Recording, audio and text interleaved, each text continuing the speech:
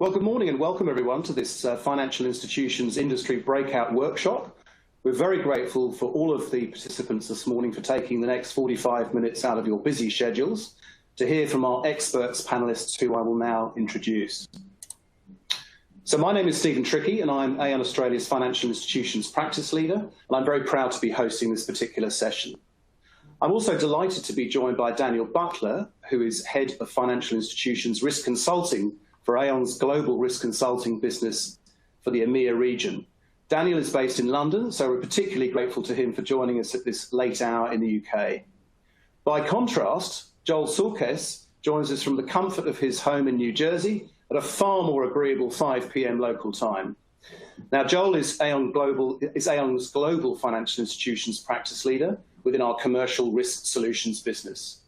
And prior to joining Aon, Joel was co-head of operational risk supervision and formerly head of corporate insurance at Goldman Sachs in New York. Welcome, gents. Just a few logistics for the session. You'll notice from the platform we are using today that you have the opportunity to ask any questions at any time during the course of our materials, which will obviously be encouraging. We will see what questions arise as we find our way through the material. And we have obviously assembled some substantial amount of material for today, but we obviously want to hear from you, and we will look forward to those questions, and we'll leave certainly some solid time at the back end of the workshop. So just really setting the scene, the financial institutions in Australia are facing a particularly difficult path as the industry adjusts to the volatile new normal. Amidst escalating costs, people and client challenges, evolving risk profiles and increasing scrutiny from regulators, there is also the impact of a truly hard insurance market, not seen during previous financial crises. But we are excited to share insights and tips for how your organisations might calibrate, or recalibrate rather, your insurance arrangements and weather the storm in this turbulent environment. We will talk to a data-driven approach to measuring and mitigating operational risk, and how a fresh pair of eyes that tests previous assumptions are important ingredients in the design of the optimum risk transfer program for your organisation. Many of today's audience are responsible for risk and insurance buying at your organisation, and we should firstly acknowledge that you have all had a difficult path to navigate in these unprecedented insurance market conditions. At the risk of opening up old wounds for those of you that have been through your 2020 insurance renewal, and to not wish to sound too much like the Grim Reaper, those of you with pending Q4 renewals, it's worth touching on current market dynamics.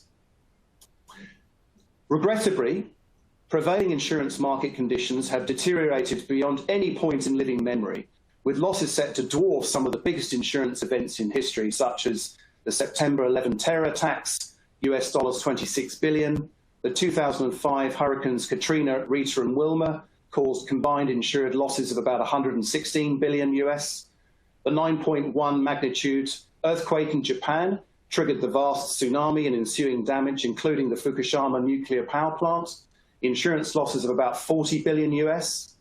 And by contrast, the insurance losses estimated in relation to COVID-19 are currently estimated to top 200 billion US dollars, including underwriting losses and lost investment values that fund future claims.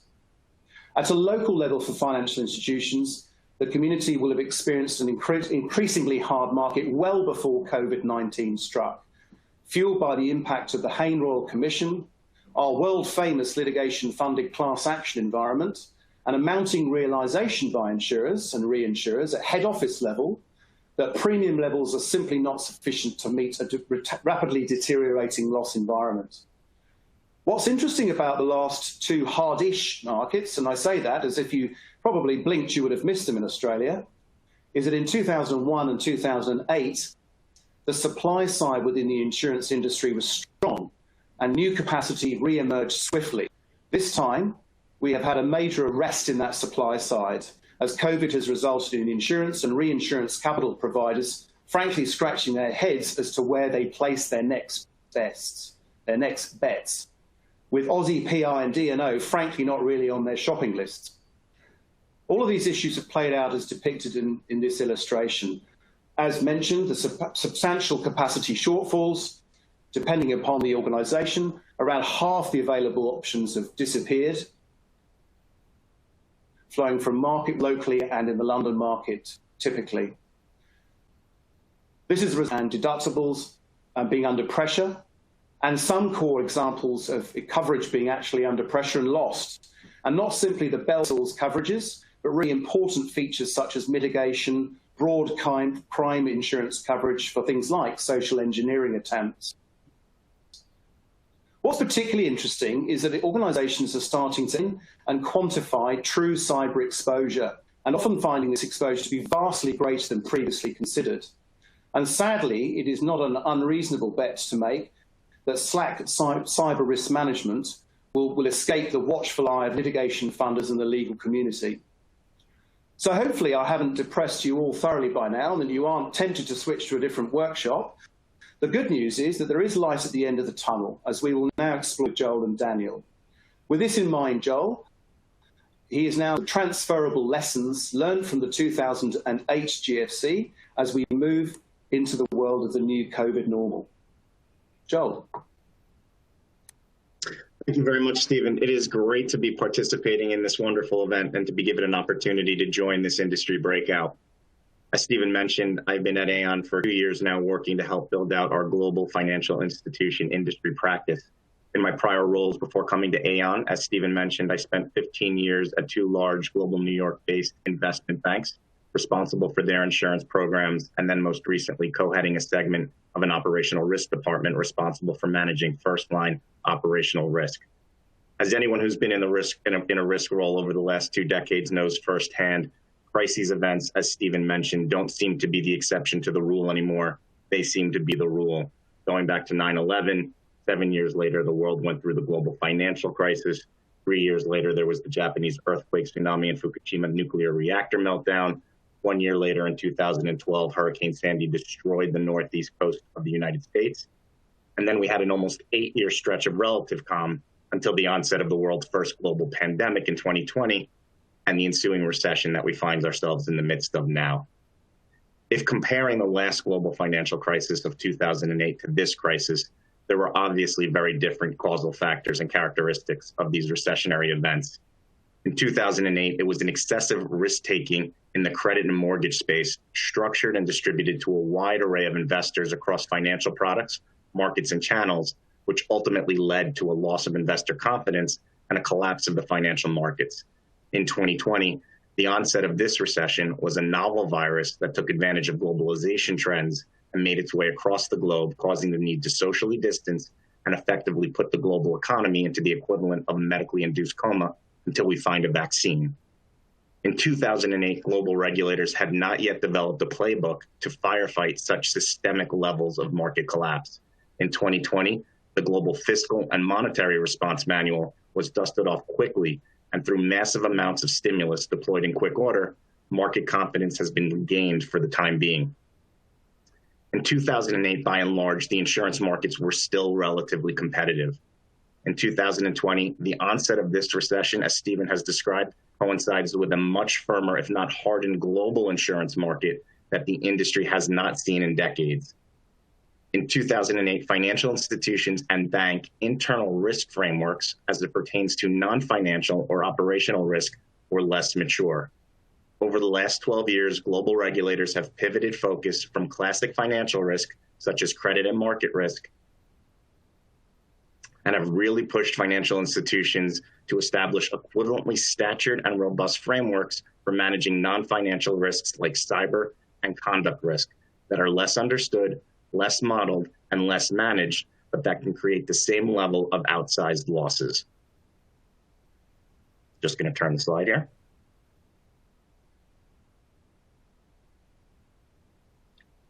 So if you're responsible for the insurance function at a diversified financial institution, you really have the very challenging role of straddling 2 different industries and being responsible for understanding and communicating across both of them. As the insurance person at your financial institution, you're expected to understand everything there is to know about all insurance products, the full insurance capital stack, including reinsurance and the alternative capital markets. And as the person communicating into the insurance markets, you're expected to know everything about your financial institution from a risk and strategy perspective to the broader trends and regulatory imperatives of the industry. having sat in your seat for 15 years and now sitting in an industry seat at Aon that is custom designed to help you navigate and manage to both of those demanding constituencies, some practical guidance and counsel that comes to mind includes the following. First, insurance is still a relationship business, and commitment to the process through market cycles is critical. This may sound soft, but providing the insurance markets with transparency into your firm, your risk organization, and your firm's culture, and from key business leaders are differentiators that can make a difference when the market is challenging. Second, understand the profitability of your critical insurance company partners. Know your spend and loss ratio by product line. Be able to show that to your key insurance partners at a strategic level above any particular P&L, underwriting P&L. Know exactly where you want your partners to take more risk and make their participation on the more desirable programs contingent on their participation across your insurance portfolio. Third, and maybe most importantly, push your brokers and your critical insurance company partners to evaluate your account based on your risk profile and your risk taxonomy. You all have 12 years worth of loss data that has been compiled and taxonomized since the last crisis. Regulators have required the capture and remediation of losses over relatively de minimis loss thresholds over this period of time. Unfortunately, there simply is no quick fix to securing or muscling out easy insurance capacity in this market. The market is hard and has been very hard in Australia since 2017. Sharing internal loss data and your risk taxonomy and designing insurance programs that take into account your profiled loss projections to achieve mutually palatable attachment points can cultivate insurance market appetite that otherwise might not exist. And when going down this path and creating coverage forms that actually tie out to your risk taxonomy, you'll be driving more meaningful value back into the various components of your firm's risk framework, whether that be with regard to capital, stress testing, risk appetite, or internal limit setting. Turning the slide.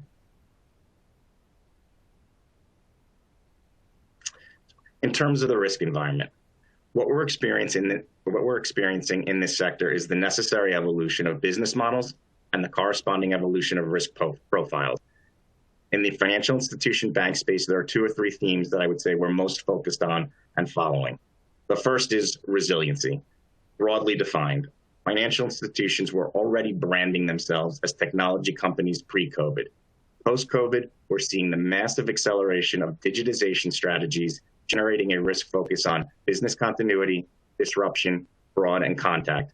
With much of the workforce working from home with less oversight and expanded, broader attack surfaces, there is thus greater overall vulnerability both from within your firms and from outside bad actors as well. Second, credit. As governments around the world have put their economies into medically induced comas, they have looked to the banking community in 2 ways. First, they've looked to the banks to act as transmission mechanisms to facilitate this unprecedented amount of fiscal stimulus into the real economy by lending and extending their balance sheets. Second, they're taking advantage of the wave of regulations and guardrails that were put in place after the global financial crisis that were intended to beef up bank capital buffers, and they will allow, if not push, banks to eat into their capital adequacy ratios to continue lending into this crisis. So expansion of balance sheets for lenders and the opportunity for banks and lenders to be part of the solution to this crisis, if they can manage the execution risk, is another theme we're seeing. And thirdly, the regulatory landscape. In addition to focusing on credit and counterparty exposure, global regulators continue to focus on non-financial risk, which again includes things like cyber, fraud, and litigation. In this vein, there is now a greater focus on tail risk, or unlikely but severely adverse risk scenarios such as pandemic, climate change, or a catastrophic disruption to your business from technology or physical triggers. Thus, regulatory focus on prudential risk management techniques, capital management plans, and stress testing exercises will continue to dominate the financial institution dialogue with global regulators. And with this, I'll hand it over to Dan to really drill down on how to leverage data and analytics to build insurance programs that contemplate both evolving business models and risk profiles and the currently very challenging insurance markets.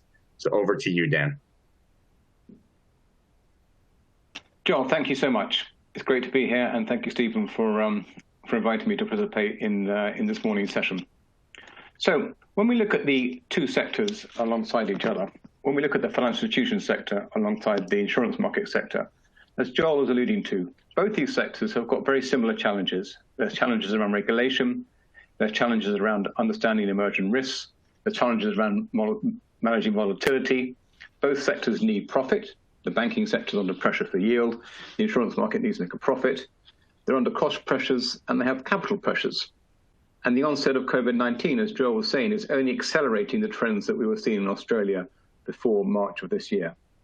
However, when we step back a bit, we really would like to look at this not as a negative, because actual fact, we see this situation right now and the dynamic we face today as the perfect opportunity to leverage the interests and needs of both sectors to deliver a win-win.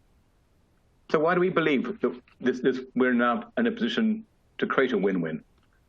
Well, the first point is financial institutions have really robust data going back over 10 years in many cases. As Joel was saying, the operational risk and the Basel framework that was introduced in 2008 has led to improved frameworks, improved scenarios. And one of the key outcomes we've seen around the COVID-19 is an increase in focus on tail exposures, bringing more emphasis on maturity to risk appetite tolerance backed by quantitative models. That's the bank side and the financial institution side. What about the insurance side? Well, insurance companies can only respond to meet needs of clients if they have a better understanding of the underlying risk exposures they're asking to face, to underwrite. The insurance industry is actually very well placed to price and assume these risks.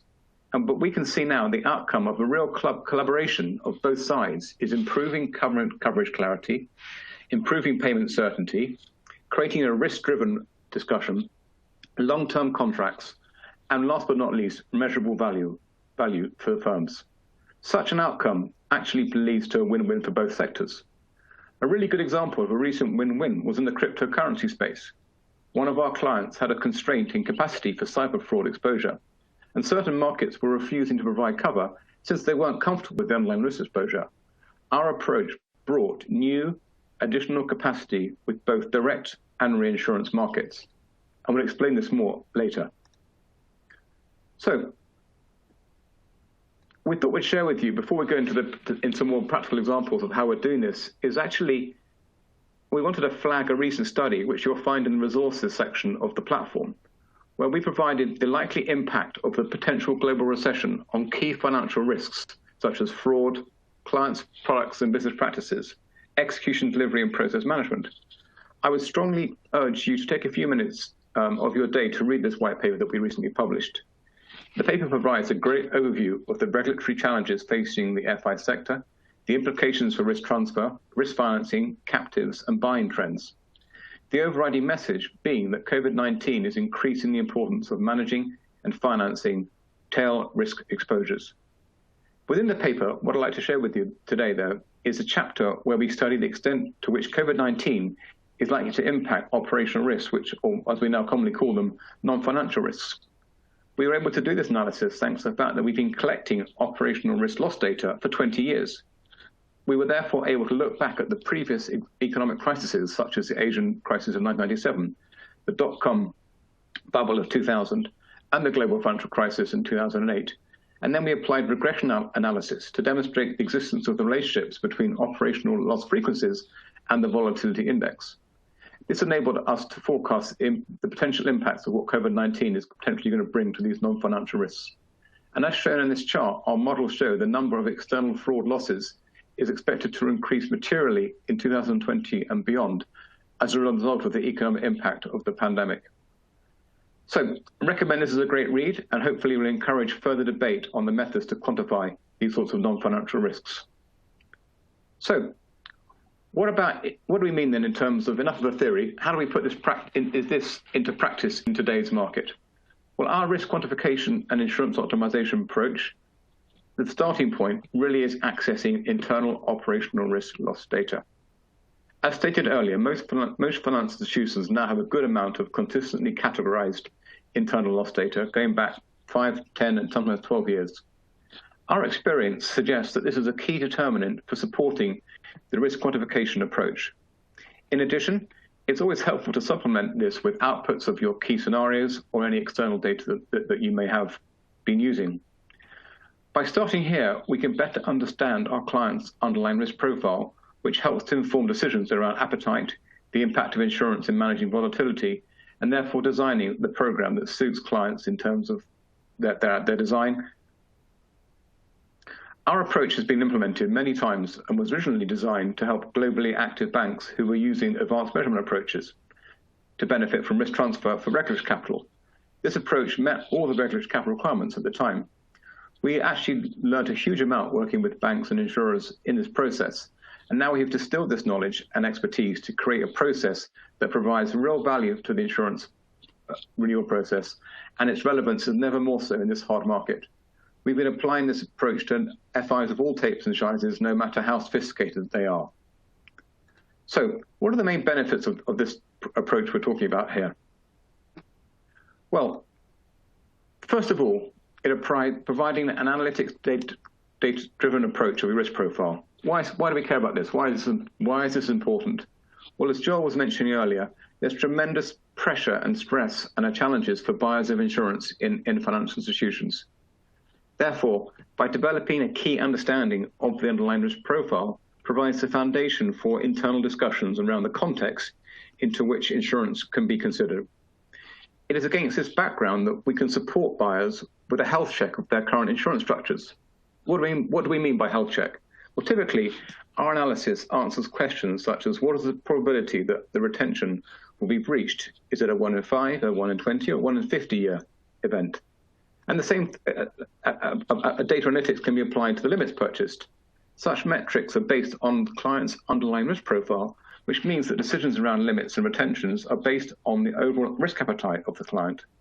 Where data is really robust, we've seen examples where banks and financial institutions have elected to move from each and every loss retention to aggregate retentions, since this approach best suited their appetite of the business. And the insurance markets were able to be comfortable thanks to the granularity of data provided. So the third benefit really is this process helps us to differentiate our clients into the eyes of the insurance market. The insurance market can get greater comfort around clients if they can better understand the risk profile that they've been asked to insure. This approach brings new capacity to the table.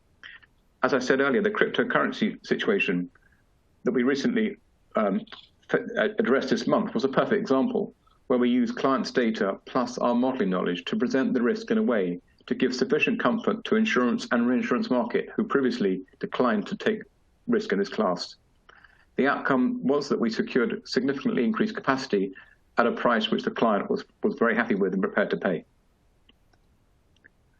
So what about another example of a recent case study?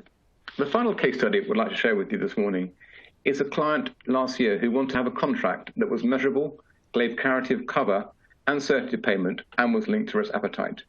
The expiring program had the typical 3 towers of crime, professional indemnity, and cyber protection. However, the client really felt this cover was overly complex, was hard to value, and there were elements of ambiguity in the cover, and therefore increased uncertainty in the terms of claims payouts in their view.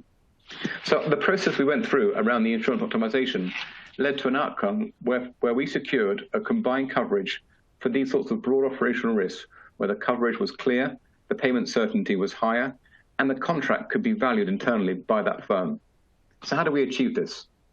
There were really three things that we did that made this work. First of all, we built a common understanding of the risk profile and modeled the impact of potential solutions against this underlying risk profile.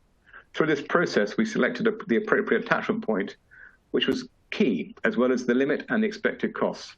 In the particular case study here, we're showing the attachment point equated to roughly a 1 in 50 year loss on a calculation. The second key reason why we succeeded here was that we designed the wording that was triggered by the taxonomy of the bank. As Joel was saying, one of the great things that came through as a result of Basel II was a common language and a common taxonomy within banks in terms of loss data collection. So by leveraging that taxonomy and anchoring the insurance contract within that taxonomy of the financial institution, it enabled the client to have much greater confidence that as losses were collected within their operational risk framework, those will be translated into potential claims in the event that these things were to pierce the attachment point. And thirdly, last but not least, we work very closely with the key insurance partners of the firm who had the appetite and the bandwidth and the capacity to digest this approach and respond in a way that was suited to all parties.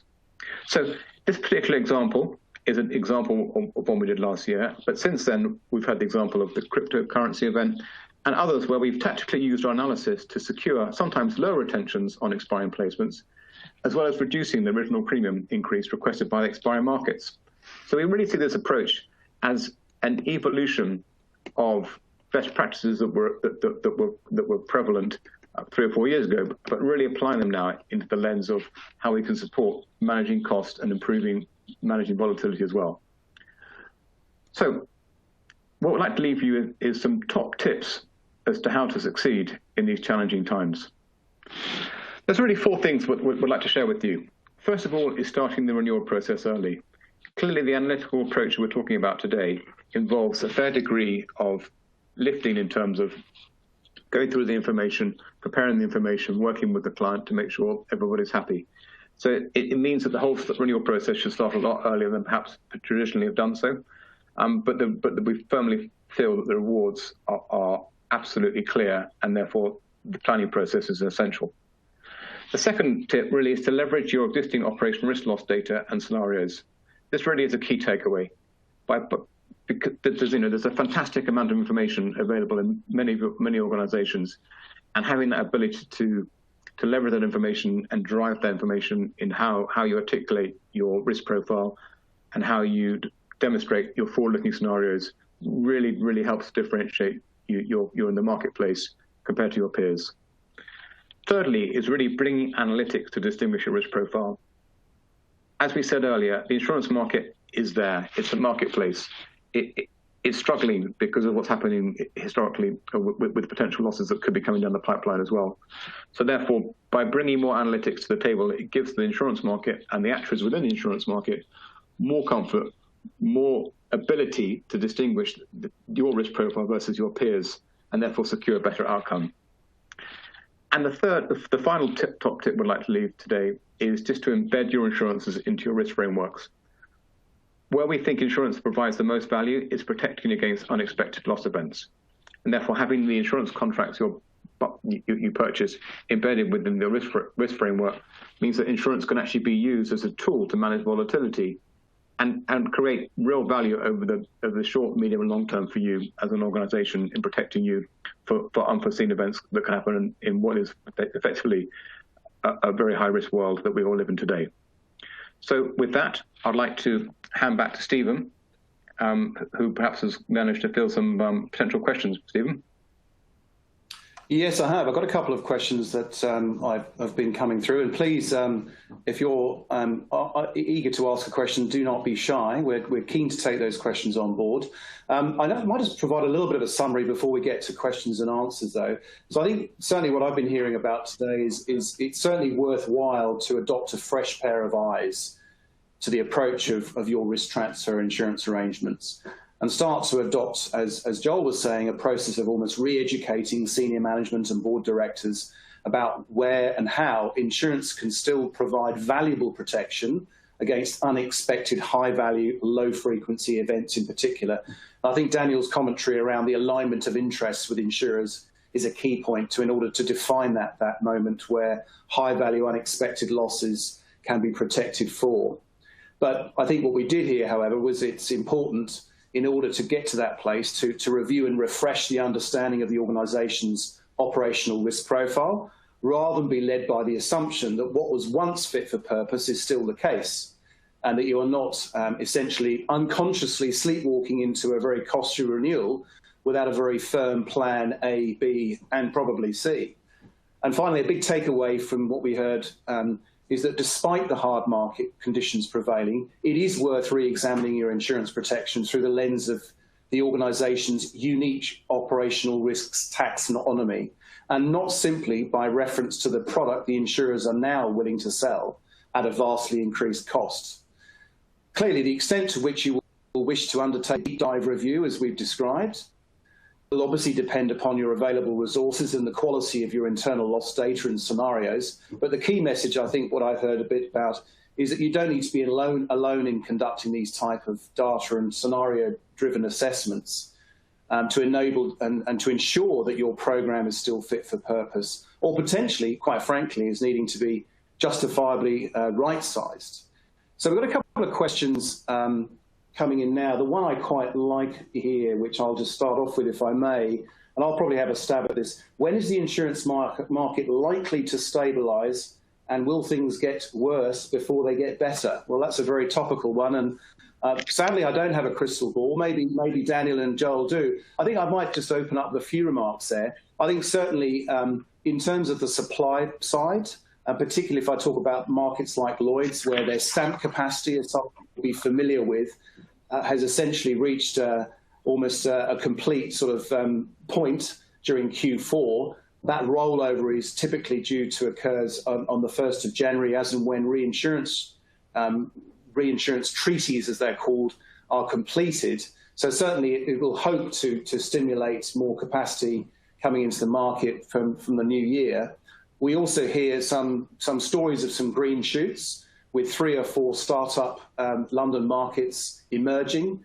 So I think that supply side is what we're talking about. I think obviously confining that commentary to the financial institution sector. Joel, you're obviously pretty close to some of the global head in both EMEA and the US. What are you hearing?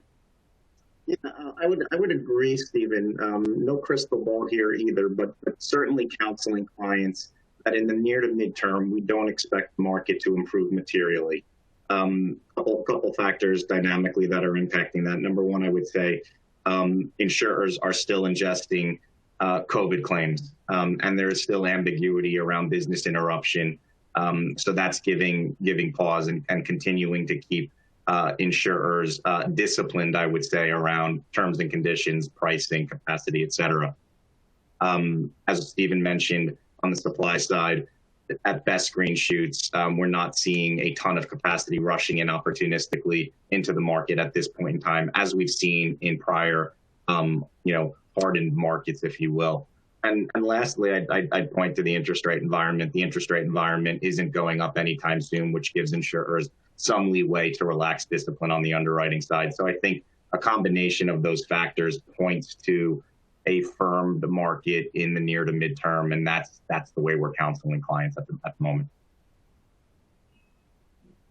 Okay, that's helpful. Thank you, Joel. Now we've got a couple of the questions around the availability or perhaps lack thereof of data. So I'll start this one off, Dan, with you, and then perhaps Joel, turn to you. So what's more valuable, plentiful internal or external loss data or scenarios?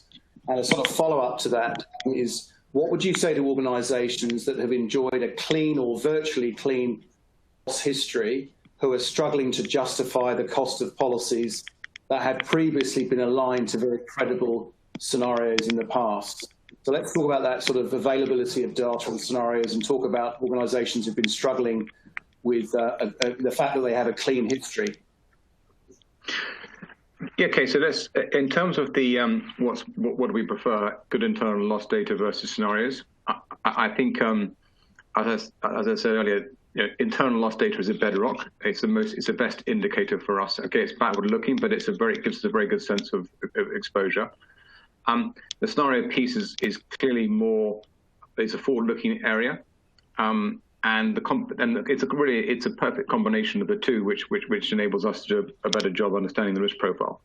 So they both work hand in hand together, and where we get best results is where we have solid internal risk loss data combined with robust loss scenarios.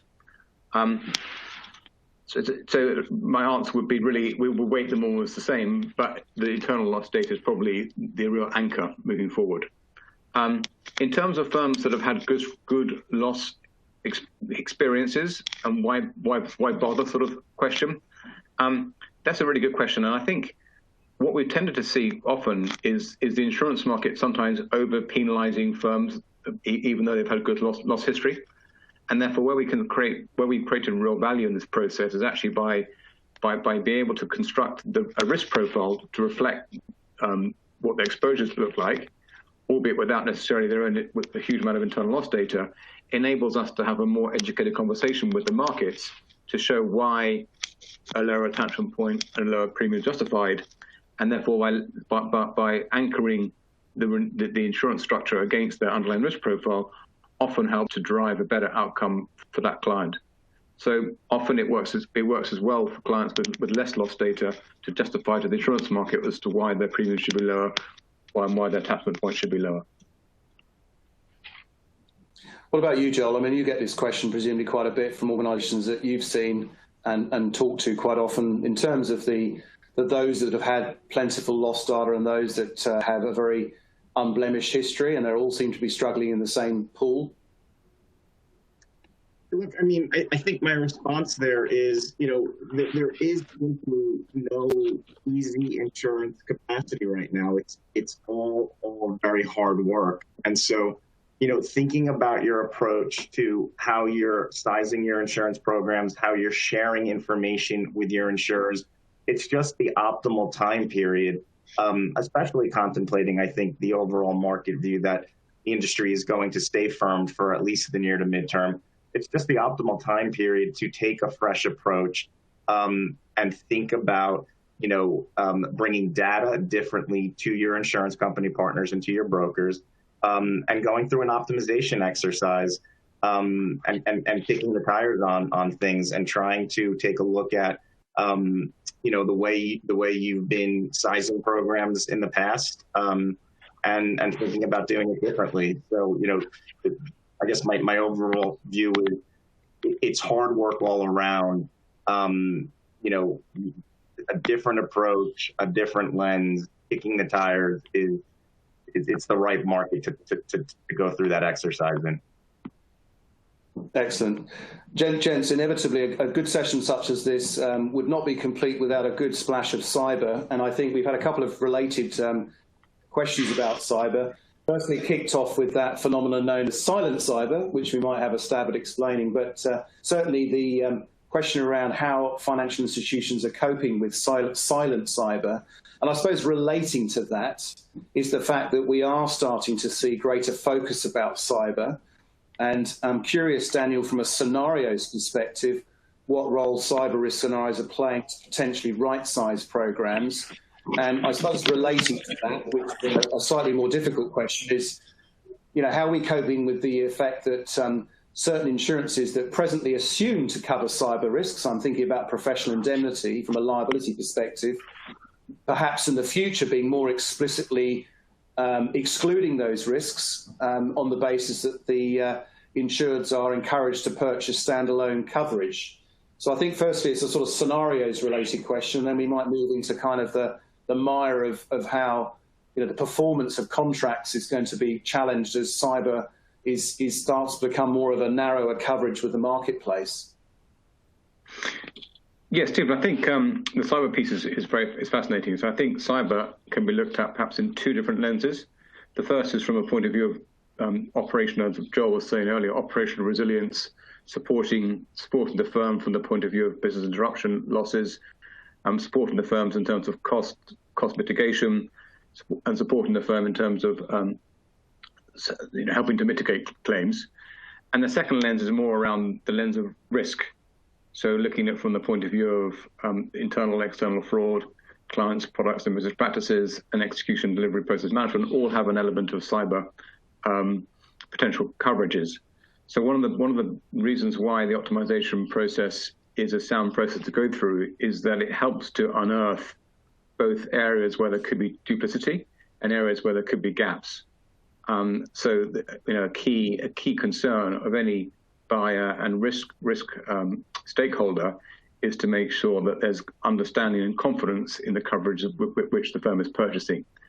So by looking through the taxonomy that the firm has, by comparing that to the coverages provided by the contracts that the insurance market or the client is buying, it helps to really shine a torch and a lens at exactly what coverages are available for those different events, be those through professional indemnity, be those through fraud, be those through a cyber policy. So really what we want to do is harmonize all three coverages to make sure that the cyber contract is doing exactly what it's supposed to be doing, and supporting, as I said, the resilience piece, the BI piece, and there's some great coverages in the cyber contracts which are very supportive. But at the same time, that there's a clarity between that and the professional indemnity and the potential coverage provided from fraud. Joel, same to you, but the lens for yourself, if I may, is that, I mean, cyber insurance in the United States has been sort of fairly standard fare for the last decade. How do you view that from the point of view of looking out from the US into territories like EMEA, UK, and Australia, where cyber insurance has only been more prevalent in the last couple of years, perhaps? Yeah, I think, we're seeing financial institutions absolutely adopting definitive affirmative cyber coverage and moving away from relying on coverage embedded in other types of policies by way of a lack of exclusion. And exactly as Dan was saying, for every bank, for every financial institution in their non-financial risk / operational risk framework, there's really 3 risk domains that are more than likely, if not always, going to be a top operational risk for those institutions. And those relate to business interruption, data leakage, and fraud, internal or external. And so, sourcing affirmative coverage and contract certainty around those top operational risk domains is just absolutely critical for this particular industry segment. Specifically to drive value back into those firms' risk frameworks. And again, that could be from a risk appetite perspective, that could be from a stress testing perspective, that could be from a capital perspective. That is the trend we're seeing, and we're seeing that move out across the globe, Stephen.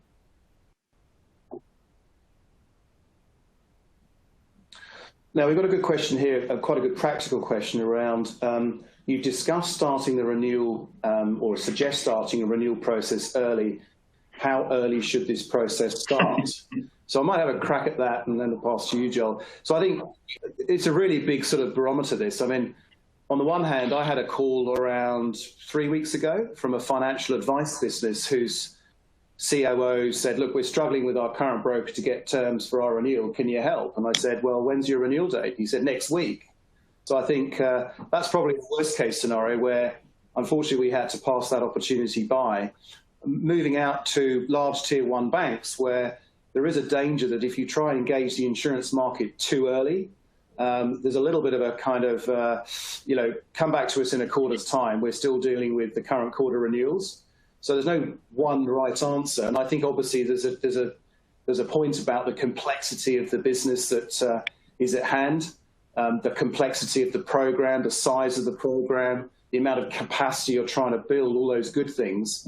But I think you could bifurcate the question, regardless of complexity and size of program, into, if we're talking about the marketing angle of your renewal, obviously that needs to be quite carefully mapped out.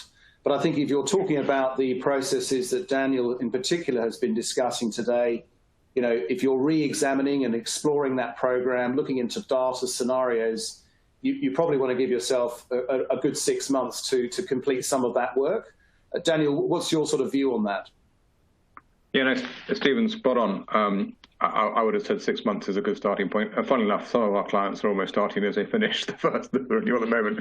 But I think there's time to draw breath, and really a sort of a 6 month lead in time, as you said, gives you enough time to do the analysis. And the analysis is done. Most of the analysis is done with the client, hand in hand, and it gives us enough time to work with how we, and as Joel was saying, how do we access the market in a way that's meaningful and targeted way to differentiate the client and to lead to the best outcome. And that's a really important, powerful campaign to get right. Yeah, and I have nothing really to add there. Just to excellent. Well, look, we're heading into the last. Right, well, I think we've got time for one more question, which is probably a good way to wrap up almost. And it's a slightly edgier question, which is good, because I think we didn't want too many easy ones. So this is a question around surely, given the hard market you have depicted, insurers and reinsurers are truly in the driving seat. Market is driving capacity reduction, deductible and premium increases. Is this really a good time to pretend that all the analysis you've talked about can really make a big difference? So that's a good way to try and sell ourselves for the process we've been discussing. Joel, do you want to tackle that one? Yeah, I don't have that much more to say to that question than my prior question, which is it's all an uphill battle right now, and so proponents of thinking about attacking insurance capacity in a bit of a different way, and for those banks and financial institutions that have not shared and provided transparency into their internal loss data and their risk profile and their taxonomy, this is just a right time to try a different approach. And again, as Dan said, we've seen the benefits of that, and most recently, with a very, very, very challenging subsegment of financial institutions, which is the digital asset space, and very specifically around what's referred to as crypto crime, bringing new markets, highly rated paper, global footprints onto a program for a sizable digital asset insured, is, I think, a good case study and a good example of results that could be achieved through a bit of a different methodology.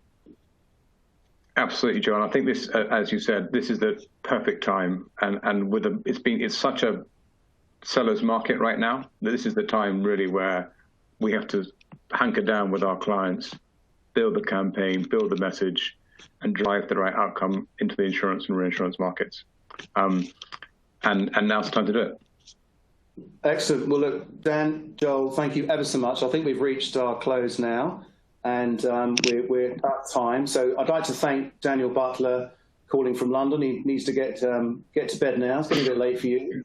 Joel can enjoy his early evening meal and relax there in New Jersey. So look, ladies and gentlemen, thank you ever so much for attending this fabulous session. I hope you found it useful. Happy to follow up with any questions. Please do go to the resources available. And thank you very much for your attention. I hope you have a very pleasant morning and the rest of the week.